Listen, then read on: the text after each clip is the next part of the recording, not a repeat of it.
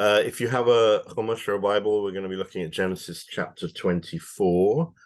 We'll also put it on the screen. Wonderful. Let us recite the blessing for studying the Torah together. Baruch atah Adonai Eloheinu melech haolam asher kitshanu b'mitzvotav tivanu asok b'divrei Torah. We are still in the book of Genesis, and we've come to the parasha that's called Chaye Sarah, but and that translates as the life of Sarah. And you would think, therefore, the portion would be about that. But as we all know by now, the name of the portion is named after the first two words of the portion, and the first two words of the portion are: the life of Sarah was 120 years old, and she died. And that's the end of Sarah. So we don't really get much more than that about Sarah. We are going to get more about others. It also happens to be the case that Sarah dies immediately after the episode of the binding of Isaac, that is the Akedah, when Abraham takes Isaac up to the mountain, and God indicates that he wants a sacrifice, and Abraham believes that needs to be his son. Then the portion tells us that Abraham came down the hill to the people who had been holding the donkeys at the bottom of the hill, and they went to live in Beersheba. But it doesn't mention that Isaac came down the hill in the text. So the very next line is, and the life of Sarah was 120 years old and she died, meaning that she saw Abraham coming down the hill and didn't see Isaac, and she died from grief. But that's not part of the text. That's the speculation. We're now going, as I said in my little paraphrase in our newsletter, we're going into the transition between the first and the second generation, and it looks very bleak. If you were watching this on Netflix, it's been very well designed, because everything looks really bad. Like Isaac is, we don't know what's happened to Isaac, but he's been almost sacrificed by his father on a mountaintop. Ishmael has disappeared completely with his mother Hagar, and Abraham is left alone, old. How could any of those promises that were to be fulfilled come true? So now we're going to find out. So let's put up the text. Who's in the mood for reading? Leslie, and then we'll do some Jesse as well. Abraham was now old, advanced in years, and Adonai had blessed Abraham in all things. And Abraham said to the senior servant of his household, who had charge of all that he owned, "Put your hand under my thigh, and I will make you swear by Adonai, the God of heaven and the God of earth, that you will not take a wife for my son from the daughters of the Canaanites among whom I dwell, but will go to the land of my birth and get a wife for my son Isaac."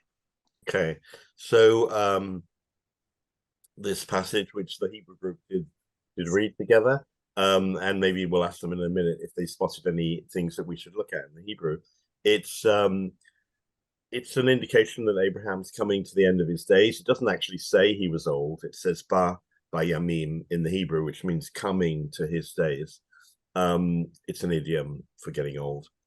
And he's been blessed with everything. He's kind of a rich man. He's wealthy. He's settled in Canaan, and he, however, needs to fulfill this obligation of making a great family. And the only person really who's close to anymore, because everyone has died or has gone around him, is his servant. We don't have a name here, but from previous accounts of his servants, we believe his name was Eliezer. And he says to Eliezer, "I want to make sure that you will choose a wife from my people." Now, we will remember that way back in Genesis chapter 12, Abraham had left what we now call Arabia and come into the land of Canaan. But on the way, they had all stopped at a waypoint called Haran, which is probably in northern Turkey. So this is all part of the Fertile Crescent, and there they had stopped and lived for a few years, and then it was that moment that Abraham is told by God to move to the land of Israel. So he is sending people back to Haran, where his family have come, were, and they will become, someone there will become a wife for Isaac. Great. Carry on, Leslie. Oh, let's just go back. Sorry, before we do that, is there anything in the Hebrew from the Hebrew group that anybody wants to point out to us? I think can you speak to the oath? Put your hand under my thigh. Right. That's an oath. Yeah. Very enigmatic. Not entirely sure if that was the way people made oaths, by putting a hand under their thigh. It's maybe it's not literal in that it's a metaphor for something else. I can't say more than you see here, unless you have some ideas about it. Well, there is a notion of testifying, and Right. the root of testifying is somewhere near under the thigh. And I think there's some thought that Really? some association there. Oh, Testes, yes. okay. Interesting. Thank you. Okay, so Leslie, would you like to carry on? And the servant said to him, Agreed. what if this woman does not consent to follow me to this land? Shall I then take your son back to the land from which you came? Okay. Abraham answered him, on no account must you take my son back there. Adonai, the God of heaven, who took me from my father's house and from my native land, who promised me on oath, saying, I will assign this land to your offspring, will send a messenger before you, and you will get a wife for my son from there. And if the woman does not consent to follow you, then you shall be clear of this oath to me, but do not take my son back there. So the servant put his hand on the thigh of his master Abraham and swore to him as bidden. Then the servant took 10 of his master's camels and set out, taking with him all the bounty of his master, and made his way to Aram Naharim, to the city of Nahor. So this is, as I say, north of the land of Israel. So we're thinking about up towards Syria and Turkey. He made the camels kneel down by the well outside the city at evening time, when women come out to draw water. And he said, O Adonai, God of my master Abraham's house, grant me good fortune this day and deal graciously with my master Abraham. Here I stand by the spring as the daughters of the townspeople come out to draw water. Let the maiden to whom I say, please lower your jar that I may drink, and who replies, drink, and I will also water your camels, let her be the one whom you have decreed for your servant Isaac. Therefore shall I know that you have dealt graciously with my master. So it's kind of a wily ruse that he goes to where all the women gather.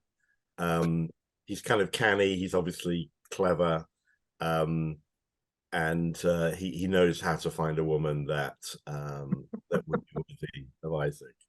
Why do you think Abraham is so insistent that Isaac not go? That's a good question. I wonder whether he's just afraid he won't come back. For lots of reasons. Partly because does he want to be with his father, and partly because the destiny of the people is eventually going to be in the land. So if people start leaving the land, you're going to get further and further away from the place, the promise that you want to be at. Of course, the irony is that they in fact all do leave the land quite quickly after this, because of the famine, and they go down to Egypt. So although Abraham settles in the land and actually buys property in the land, as we know, he buys the property of Machpelah, which is the cave in which he and his wife are buried, there's no evidence that any of the others actually settled in the land. So once we see Isaac married and then Jacob married, when they leave, Jacob, as you know, Jacob leaves with all of the sons to go down to Egypt. There's nothing left. It's not like they've left a settlement or a city or a place, and they all have to vacate, if you like, the land, which again takes them far away from the eventual promise of living in the land. But in this case, I think he just doesn't want him to leave. Is there any? Can you think of any other ideas? Well, the other one, I was wondering, he doesn't trust Isaac to make his own choices. Yeah.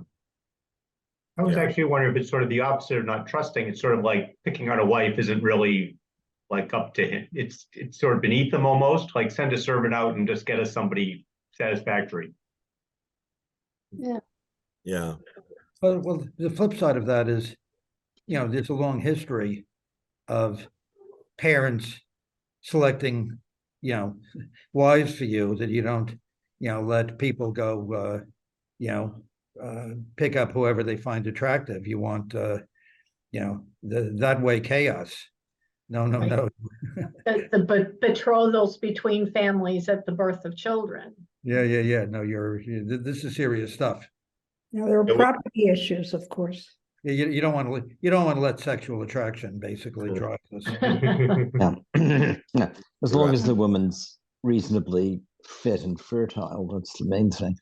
But also, weren't the people back home in Haran, is it, still polytheists? They still worship idols. Wouldn't have if the main point is the covenant between Abraham and Yahweh, wouldn't sending Isaac back to the in-laws' home possibly interfere with that? Right. We're Does not that told. make sense?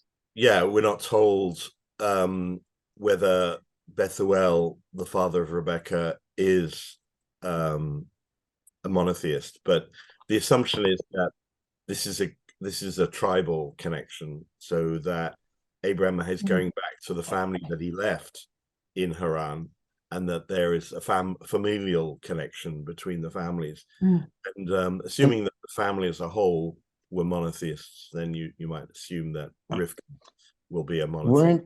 Weren't there in the next generation, when Jacob is going home with Rachel and Leah, wasn't there some to do about family idols or holy objects of some sort? That's true. That is true. Yeah.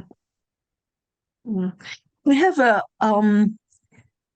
sort of picky translation question. My Hebrew is completely rusty to the point of being non-existent, but I'm using the Everett Fox translation, which is pretty literal, excuse me.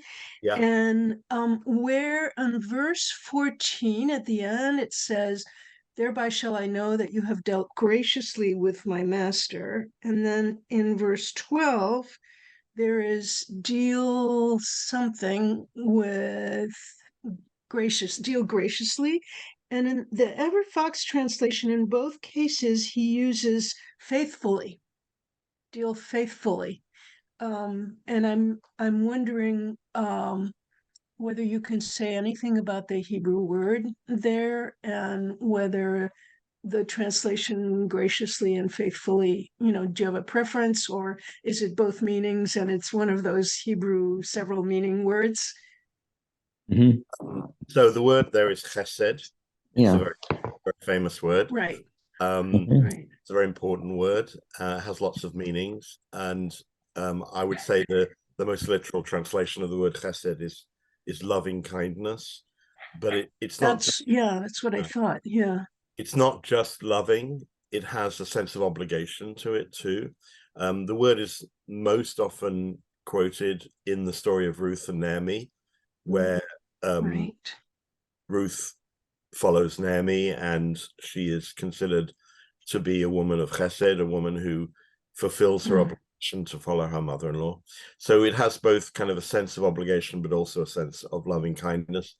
So I think faithfulness does suggest a better translation than graciously. I mean, we use the word graciously sometimes to think about doing it in a nice way. But I think this is more than that. This is definitely an obligation, and it's repeated twice, which shows how important it is. Right, right, yeah. Robert Alter uses kindness, which is sort of what Michael said. He uses which word? Kindness. Kindness, right. Yeah, I have the Alter translation here too.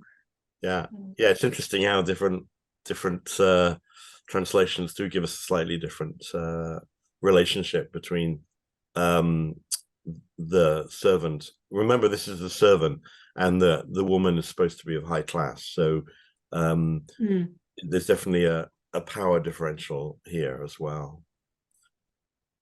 Right, Jesse, would you like to take us on to the next stage then? Sure. He had scarcely finished speaking when Rebecca, who was born to Bethuel, the son of Milcah, I'm going to be butchering the pronunciation of these names, sorry. Milcah, the wife of Abraham's brother Nahor, came out with her jar on her shoulder. The maiden was very beautiful and a virgin, no man having known her. She went down to the spring, filled her jar, and came up. The servant ran toward her and said, "Please, let me sip a little water from your jar." "Drink, my lord," she said, and she quickly lowered her jar upon her hand and let him drink. When she had let him drink his fill, she said, "I will also draw for you camels until they finish drinking." Quickly emptying her jar into the trough, she ran back to the well to draw, and she drew for all his camels. The man, meanwhile, stood gazing at her, silently wondering whether Adonai had made his errand successful or not. When the camels had finished drinking, the man took a gold nose ring weighing half a shekel and 2 gold bands for her arms, 10 shekels in weight. "Pray tell me," he said, "whose daughter are you? Is there room in your father's house for us to spend the night?" Okay, so what do we think of this? What do you think of this way of finding a bride? Oh, it worked out. Yeah. I'll pass on that one. Yeah. This is what we're going to do for our grandchildren, right? Right. Well, camels are important. You want a spouse who'll respect the family livestock. Right, exactly. And It's also, I thought, interesting that she's being very helpful to a servant. Like, yeah, she could take the attitude like, "Hey, I got servants who take care of this stuff. I'm not taking care of you." exactly. Yeah. But she's also incredibly strong and hardworking. If you think about carrying all that water up and down a deep well on the steps, up, down, up, down. I mean, those things must weigh 50 pounds, those jars of water. And she's carrying them up. So she's certainly in good health. Right. And how much water does it take to water 10 camels? We've just crossed over the desert. Those humps are big. And I think it's interesting too that, almost immediately after the servant says, the whole thing of, the maiden who will say, "Give me drink," or "Let me drink," and so forth, that literally she says the exact same words, so that, there's that sort of immediacy of the prediction coming true. Right. So one of the comments reminded me in terms of it was suggested, the class differential. Here she is, presumably well born, and he is a servant, and she says, "Drink, my lord." What is that? Is that a good translation from the Hebrew? V'tomer shtei Adoni. Adoni. My lord. If you go to the mechanic in Israel and you want like your something fixed, and he's like busy, and you kind of want him to like prioritize your car, you say Adoni. It's kind of it's a euphemism for I'm gonna elevate you higher than you probably ought to be thought of, but I'm doing so because I need something from you. Adon is simply Mr., isn't it? Yeah. But we kind of like Yeah. when you call someone friend that you don't know, like if you're helping Yeah. someone out, like, oh, here, friend, and then like you don't even know who they are. Yeah. Yeah. Euphemistic. Yeah. And clearly, clearly I see the servant is hospitality thing wealthy. here. So let Jill say first. So clearly the servant is attached to wealth, that he's got 10 camels, and then he whips out a gold nose ring and 2 gold bands for her arms. So clearly he's not just, some lowly servant. He is a servant of someone of great wealth. if she guessed right. Yeah, she guessed well. Yeah. Yeah. And yeah. Yeah. But I see a hospitality theme too, which is so present in the Abraham and Sarah story, because she doesn't hesitate and she gives him a drink. And, when you've had a long journey and you're hot and dusty, that's the first thing that you want, is that refreshing water. And she doesn't hesitate at all. So I think that speaks to her being hospitable. Yeah, it's a nice comment because, I mean, if you are going to another city and you're looking for friends, let's say you're a student at university and you want to make friends, you're probably going to make friends with people who are like your family. You're going to find people who have the same values as your family does. So that's a way of kind of connecting with, if you brought your children up well, you trust that they're going to make good friends because they come from a family that knows how to do that well, or be kind, or to be gentle. So yes, I think that fits very well with this idea that Eliezer, he's not just throwing his silver around in the dark, but he's got a strategy about what he thinks will work. I like that. Okay, Jesse, do you want to now identify the woman? She replied, I am the daughter of Bethuel, the son of Milcah, whom she bore to Nahor. And she went on, there is plenty of straw and feed at home, and also room to spend the night. The man bowed low in homage to Adonai. He said, Blessed be Adonai, the God of my master Abraham's house, who was not withheld steadfast faithfulness from my master. For I have been guided by my errand by Adonai to the house of my master's kin. The maiden ran and told all this to her mother's household. Now Rebekah had a brother whose name was Laban. Laban ran out to the man at the spring. When he saw the nose ring and the bands on his sister's arms, and when he heard his sister Rebekah say, Thus the man spoke to me, he went up to the man who was still standing beside the camels at the spring. Come in, O blessed of Adonai, he said. Why do you remain outside when I have made ready the house and a place for the camels? So the man entered the house, and the camels were unloaded. The camels were given straw and feed, and water was brought to bathe his feet and the feet of the entourage under him. But when food was set before him, he said, I will not eat until I have told my tale. He said, Speak then. Okay, so let's just go back to introducing her. What relationship is she to Abraham, or to Isaac, in fact? A cousin. Cousins. Right? They are cousins. Their fathers are brothers. Today in Jewish law, they wouldn't necessarily be allowed to marry, but so Abraham's brother, this is his niece, and she, therefore, there are some things that are, the story is revealing things along the way, and what's interesting is to note, when do people understand the whole story, and what point are they being surprised, and what point are they beginning to realize what's happening here? So for Eliezer, he seems to be the master of the whole thing. It's a bit like, if you think of Poirot or a detective story, he's got the whole story in his hand.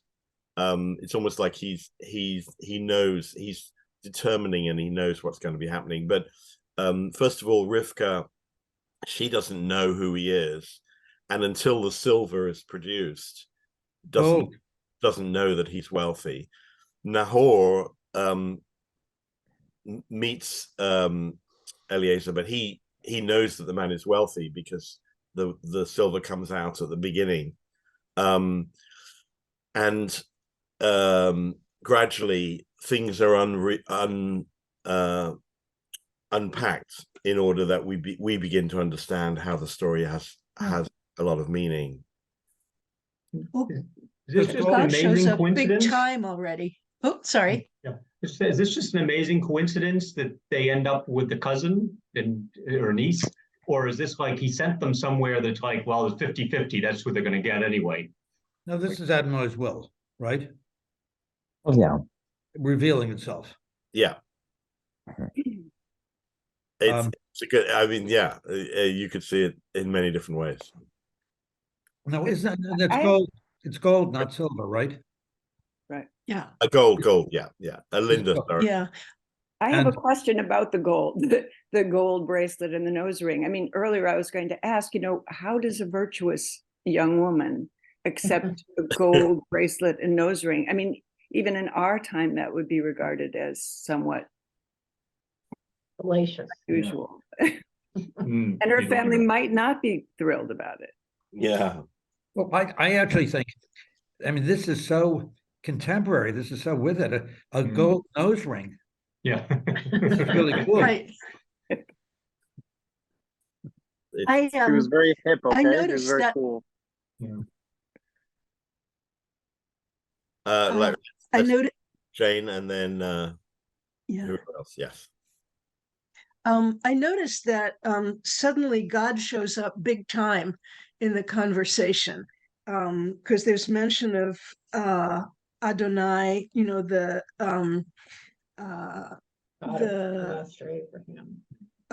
the servant Eliezer bows before Adonai and then says, "Blessed be Adonai," and it's Adonai who has led me. And then Rivka's brother Lavan says, "You are blessed by Adonai, come on in." So it's like there's a new, not new, but Adonai is really introduced into the whole scenario big time. So that's one thing. And then the other thing is Rivka has gone to, sorry, go ahead. No, Jane, I'm just going to comment on that and say that, remember, Eliezer is a servant of Abraham. And earlier, Eliezer had said, I am coming on behalf of Abraham's God. He doesn't identify himself personally, but here Eliezer is, in a sense, praying to the God of Abraham. Right. Yeah. And also Rebecca is a generation younger than Isaac. And, Abraham and Sarah took a while to have Isaac. And then we're going to learn later, Isaac is 30 and Rebecca's probably a teenager. Yeah. The other thing is, she gets asked by Eliezer, "Is there room in your father's house?" And then she runs and tells her mother's household what has happened, right? So it's a patriarchal society. She's dealing more, in the house with the sort of the mother's entourage. And then the brother, who's a man, comes out and says, "All right, so why aren't you coming in?" So I see a gender dynamic going on, that has to do with the structure of the way households were set up, most likely. Yeah, there seems to be a lot of etiquette here as well. Very formalized, very structured. I agree. So we got to so we're now blessing God, and we've got to Lavan coming out, and I think this is Jesse we got to here, right? Yep. Go ahead. Why do you remain? Come in, O blessed of Adonai, he said. Why do you remain outside when I have made ready the house and the place for the camels? So the man entered the house, and the camels were unloaded. The camels were given straw and feed, and water was brought to bathe his feet and the feet of the entourage under him. But when the food was set before him, he said, I shall not eat until I have told my tale. He said, Speak then. I am Abraham's servant, he began. Adonai has greatly blessed my master who has become rich, giving him sheep and cattle, silver and gold, male and female slaves, camels and asses. And Sarah, my master's wife, bore my master a son in her old age, and he has assigned to him everything he owns. Now my master made me swear, saying, You shall not get a wife for my son from the daughters of the Canaanites in whose land I dwell. But you shall go to my father's house, to my kindred, and get a wife for my son. And I said to my master, What if the woman does not follow me? He replied to me, Adonai, whose ways I have followed, will send a messenger with you and make your errand successful, and you will get a wife for my son from my kindred, from my father's house. Okay, so the Eliezer is beginning to unravel the whole story. He's telling the whole thing again that we know, but of course the family of Rivka doesn't know. Here, for the first time, we get a sense of how Eliezer feels about this, like when he says, what if the woman doesn't follow me? And so we can see there's some nervousness and some anxiety about the errand, but that he's prepared to do it anyway.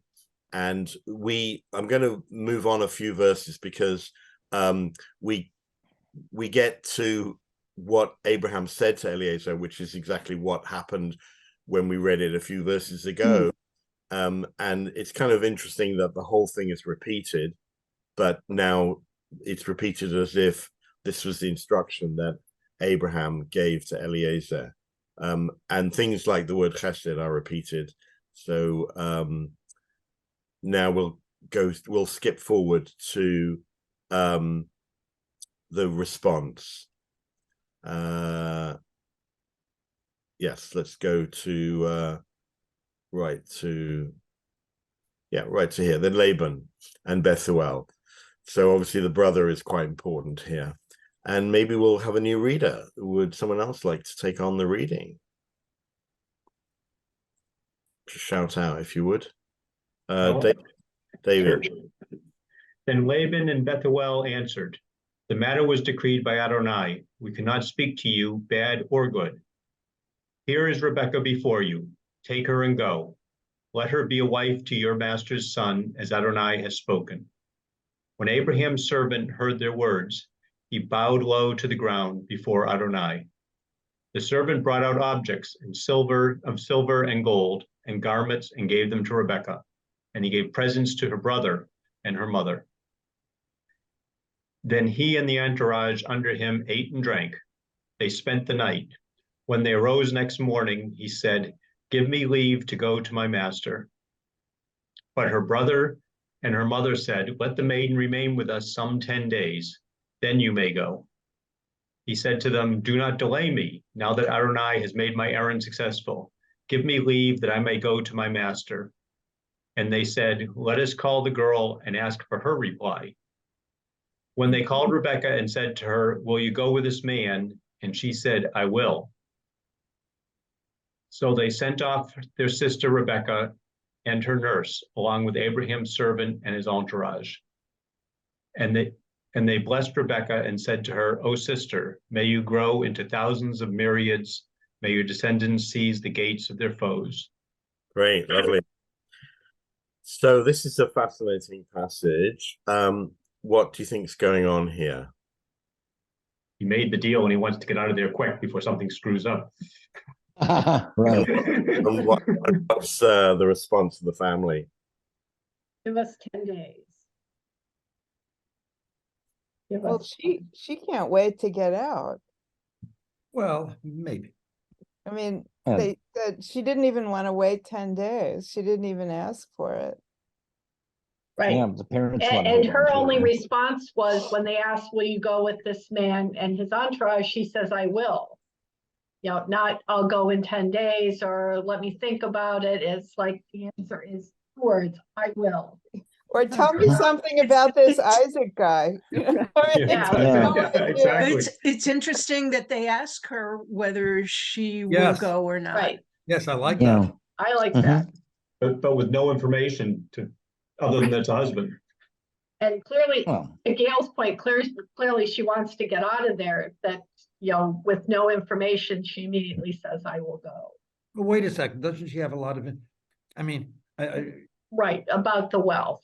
yes, I mean, hasn't the wealth been distributed, or where are we in the passage? Actually, was she in the room when they when Eliezer tells Laban and Bethuel about the wealth of Abraham? I don't think Rebecca was in the room, so she didn't hear. No. Before that, the servants brought out objects and so forth and gave them to Rebecca.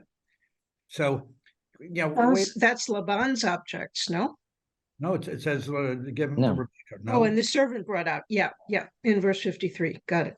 Okay, so we're, what would Rebecca be holding out for if she says no to this particular offer? Yeah. You don't get an offer like this every day, Yeah. or even every 1,000 years. Yeah. Other than that, he could be an old man or mean man or whatever.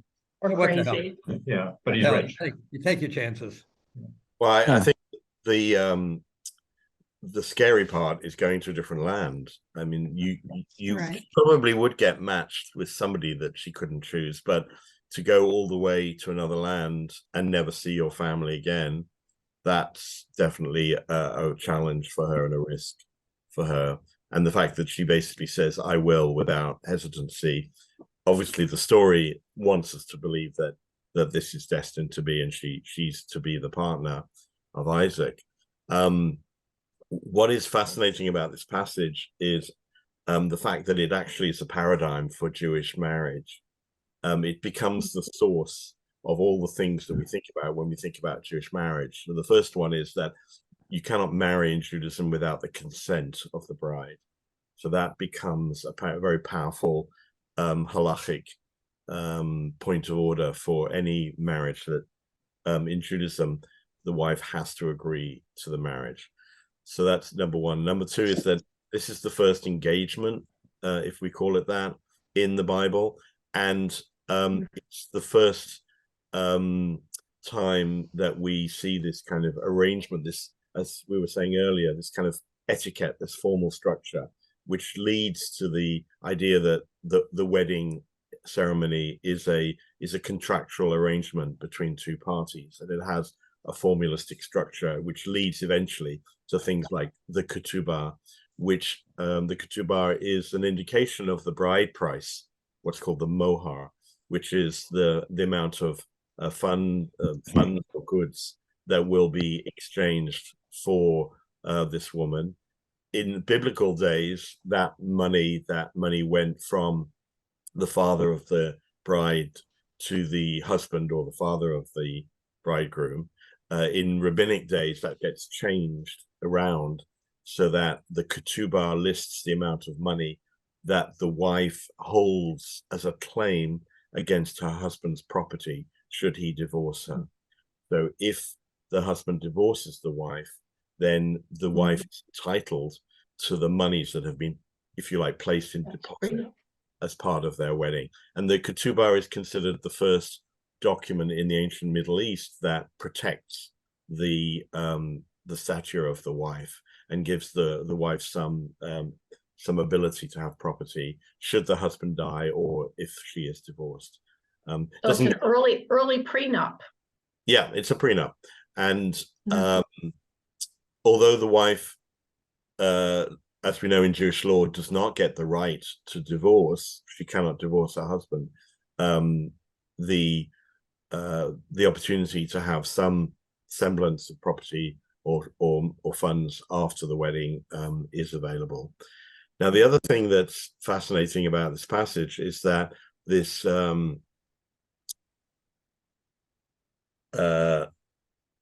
this phrase at the bottom, and they blessed Abraham and said to her, At chaye la'alfei rivava. This takes a part in the wedding ceremony. It is in fact the first words that are used in the wedding ceremony, in the traditional wedding ceremony, because this is the moment when the groom veils the bride. It's called bedecken in Yiddish, and is the first time that the groom will see the bride and will veil her. Now, there's been a bit of a myth about this ceremony at Jewish weddings, in that it's considered to be a way for the groom to inspect the bride to make sure that she is the right one, because later on, as we will read later on, yes, we get the switcheroo, yes. But actually, the reason for putting this verse into the wedding ceremony is for this purpose, not for the later one. It's to veil the bride, in other words, to make sure that the groom and the bride see each other, and that there is agreement about the fact that they are espoused together, that they are coming together. And this verse is therefore the very first words of kind of engagement in the Torah, and the very first words that a bride will, a groom will utter to a bride at a wedding ceremony.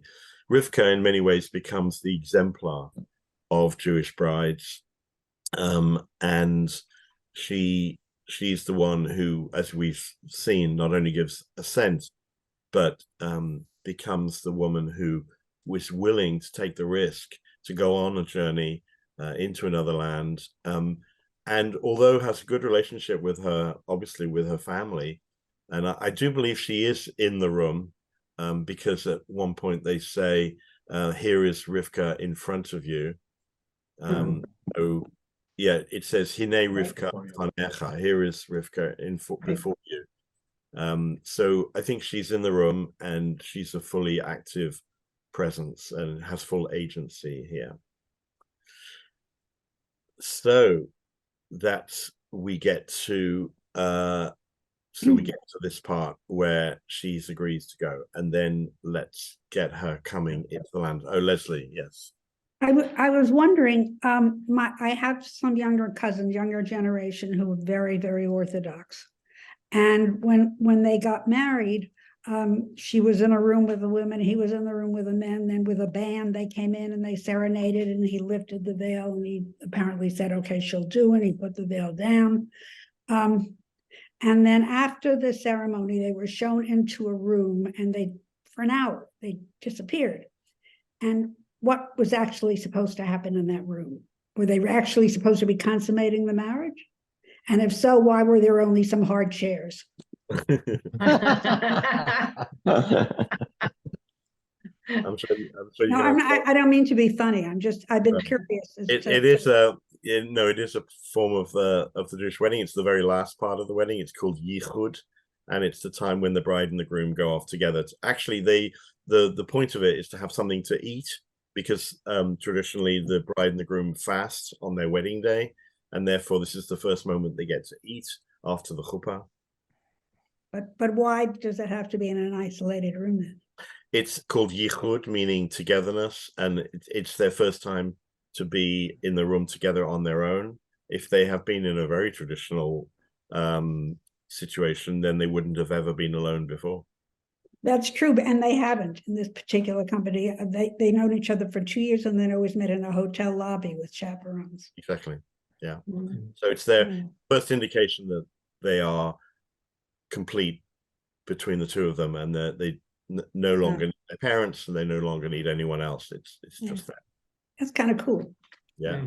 I think it's really lovely, because you know, after that, you're going to have the crush of relatives and the noise and the dancing, and the bride and groom don't get a lot of alone time together for quite some time, you know, because there's the big party.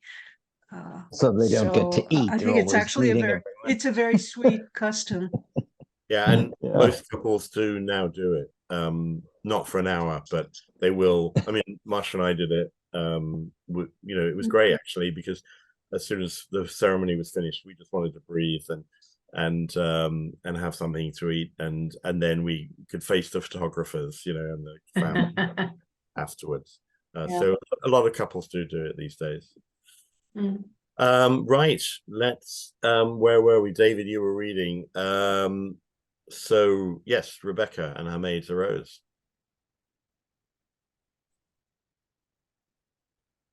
I'll read. Oh, okay, sure. Then Rebecca and her maids arose, mounted the camels, and followed the man. So the servant took Rebecca and went his way. Isaac had just come back from the vicinity of Beer Lahai Roy, for he was settled in the region of the Negev. Which is, of course, the south. So she's coming from the north, he's coming from the south. They're kind of coming to the middle. And Isaac went out walking in the field toward evening, and looking up, he saw camels approaching. Raising her eyes, Rebecca saw Isaac. She alighted from the camel and said to the servant, "Who is that man walking in the field towards us?" And the servant said, "That is my master." So she took her veil and covered herself. The servant told Isaac all the things that he had done. Isaac then brought her into the tent of his mother Sarah, and he took Rebekah as his wife. Isaac loved her and thus found comfort after his mother's death. Yes, again, prelude to the marriage, the meeting of the two. What do we think about this? Well, it's efficient. But wait, on the part just below what I see on the screen, I had a question. Oh. So she covered herself. Why at that point? So that's the veiling that then becomes part of Jewish tradition, that Jewish brides veil themselves before they approach. And I suppose it's an indication of modesty, covering up. I mean, we know all about Islamic rules of modesty and covering up for women. So this Middle Eastern traditions. Isn't there a point at which somebody has to check and make sure they haven't switched brides? Well, as we say, that's not something that comes up until the next generation, when these women are have children and their children are getting married. So it's not considered to be a danger in this particular case. Thank you.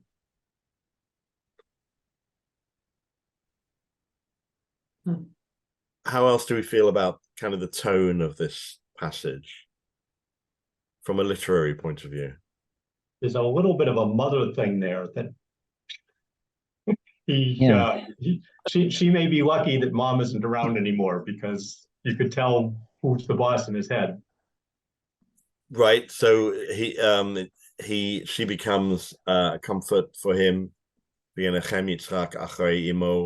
found comfort after his mother's death. So for Isaac, there's definitely a benefit and a solace after the death of his mother, which of course we read about at the beginning of the portion.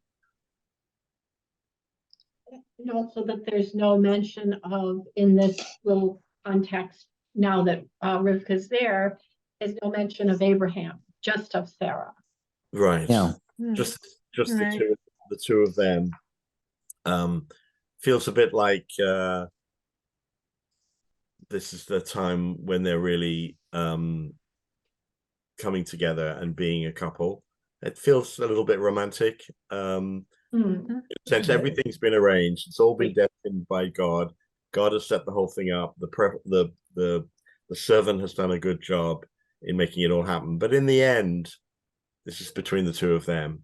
And I was going to say romantic too, because it's very compressed, but compared to what's gone before, which was very transactional. Yeah.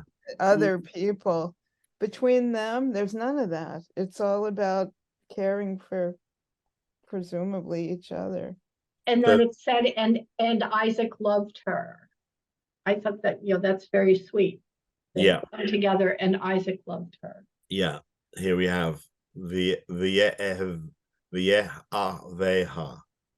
and he loved her. But the verse that I think really indicates this is verse 64. It'd be interesting to see what other people have as translations for this verse. I'll read the Hebrew. V'tisa Rivka et eneha. She lifted up her eyes. Now that's a literal translation, but often that indicates some kind of realization. We've had that verse before when Abraham is told to go up to the mountains to sacrifice his son. V'tisa Rivka et eneha. She kind of came to realization, or this was the moment of really falling in love.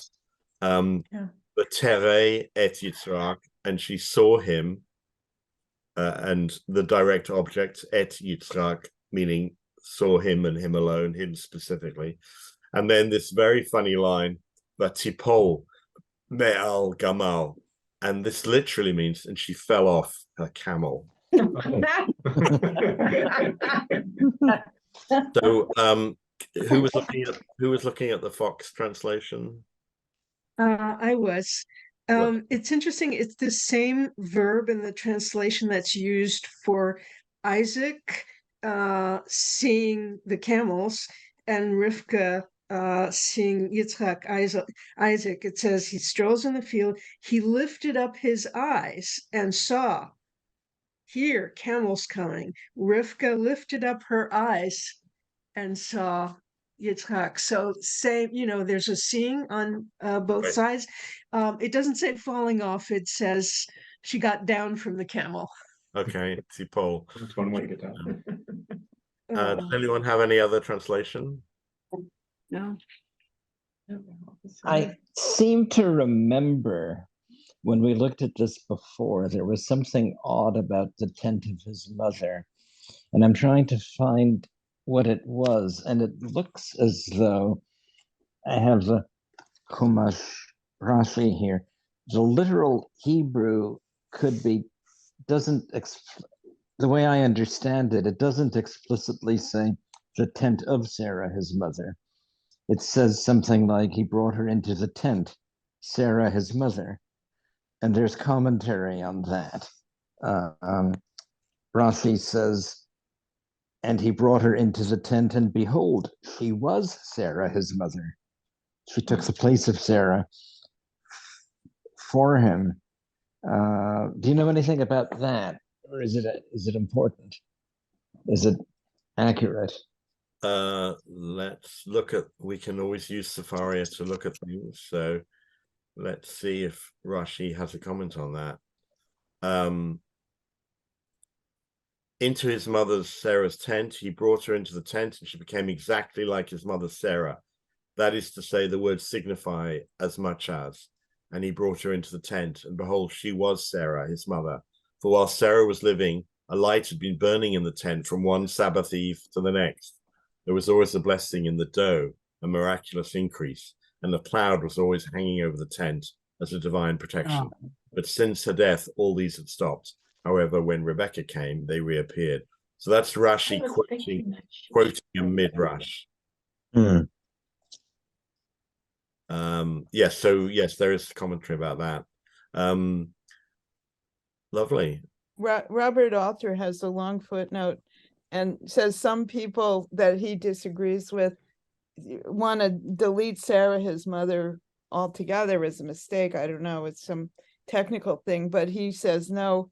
And then he makes a number of points, including that she's becoming the next generation of matriarch. Right. And the tent and the matriarchal status and importance is wrapped up in being in that tent. Right. Please excuse me, I ask this every week. Who's doing the reporting here? Who's telling all this? That's a good question. We don't know who the narrator is. Obviously, traditionally, it would have been Moses, because Moses wrote the Torah. But of course, that's completely anachronistic. So we don't really know. If we think about the documentary hypothesis, then we would identify the author by the word the author uses for the name of God, which here is Adonai. So that would make him the J editor of the Torah. We don't know who that is, or whether that was a school or a people. For those people who are interested in those questions, the book by Friedman called Who Wrote the Bible is a great book, and it gives you a very nice summary of all the different ways in which you can think about authorship of the Torah. Just to go back, I just noticed the Rashi, the commentary on Tipol, on her getting off her camel. It says, Rashi says, literally, she fell. She let herself slide towards the ground. The Targum, which is the Aramaic translation, has a word for that. She inclined herself towards the earth, but she did not actually reach the ground.